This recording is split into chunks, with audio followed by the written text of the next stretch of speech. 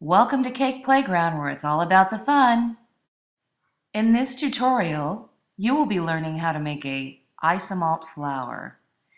It is beautiful, glass-like, and will make a great addition to any of your desserts.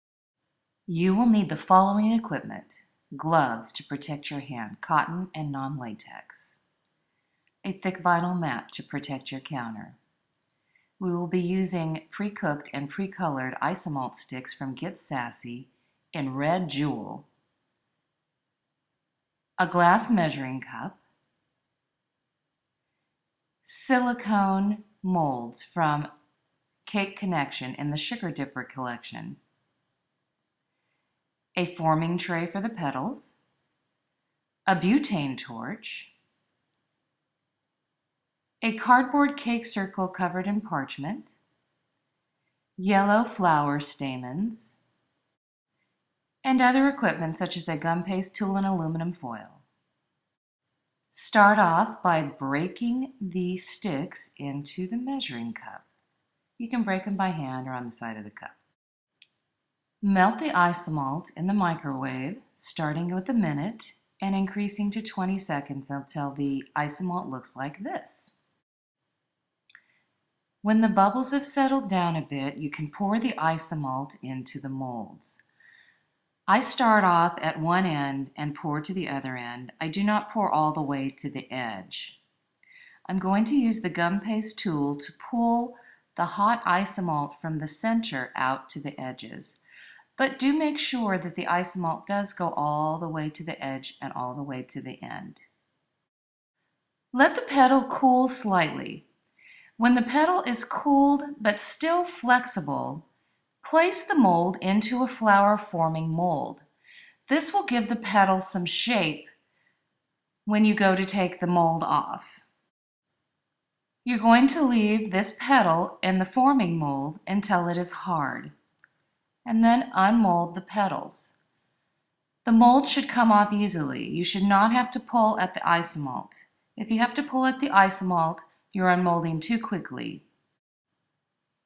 You want to continue making 6 petals so that we can form them into the final flower. If by chance you overpour or you have some mistakes or breakage, you can fix them. You use a small butane torch. Be really careful because this is center of the sun hot. So you turn it on in the back, and the side has a button where you can have continuous heat. So what you want to do is break off whatever overpour you have on the petal, and then you can use the butane torch to smooth out that rough edge. Be really cautious and have a light hand. All you want to do is kind of barely touch this petal with the butane torch and let it melt in on itself.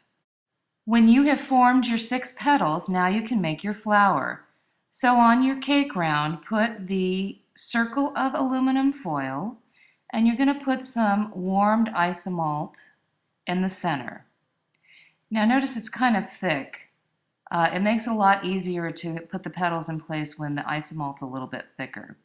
So choose the end of the petal that you want on the outside and the petal that you want on the inside. I start off in kind of a triangle type of arrangement here, starting off with 3 petals, and then we're going to go back and put the other 3 petals in the space that is remaining. Now you can use and reshape the aluminum foil to give you whatever height or shape that you want for this flower. You kind of use the aluminum foil as a third hand to hold up these petals while they're drying. While the isomalt in the center is still warm, you can insert one of these prefabricated stamens from Wilton. I'm using a yellow stamen here.